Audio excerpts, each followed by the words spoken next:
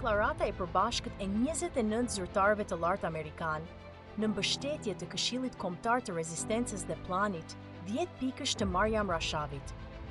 Në një zhvillim të ri të rëndësishëm lidhur me Iranin, 29 zyrtarë të lartë të mëparshëm amerikan, nga degët ekzekutive, legjislative, gjykësore dhe ushtarake, kanë lëshuar një deklaratë të përbashkët në të cilën shprehin mbështetje të fortë për Këshillin Kombëtar të Rezistencës së Iranit. Kjo deklaratë botohet në një moment shumë delikat për Iranin, ndoshta momenti më i rëndësishëm që nga revolucioni i vitit 1979. Zyrtarët amerikan theksojnë se mbështetja për Këshillin Kombëtar të Rezistencës mund të ndihmojë në një kalim paqësor dhe demokratik drejt një Irani të lirë.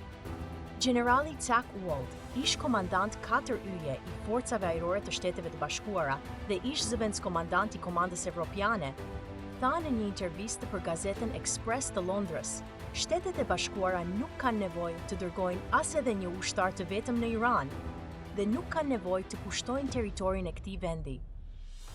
Njoja e Këshillit Kombëtar të Rezistencës së Iranit dhe qeverisë së përkohshme të tij do të ishte një mesazh i fuqishëm nga Washingtoni. Generali Wald e lavdëroi planin 10 pikësh të zonjës Maryam Rashavi, presidente e zgjedhur e Këshillit Kombëtar të Rezistencës. Ai tha se ky plan i ngjan shumë kushtetutës së shkruar nga themeluesit e Shteteve të Bashkuara. Ndarja e fesë nga shteti, zgjedhje të lira, barazi gjinore, bashkëjetës paqësore me fqinjet dhe një Iran pa armë bërthamore. Këta zyrtarë të lartë amerikan besojnë se tani është momenti i duhur që Perëndimi të mbështesë opozitën demokratike të Iranit, që pa ndërhyrje ushtarake të drejtë për drejtë, të arrihet një ndryshim regjimi dhe të vendoset demokracia.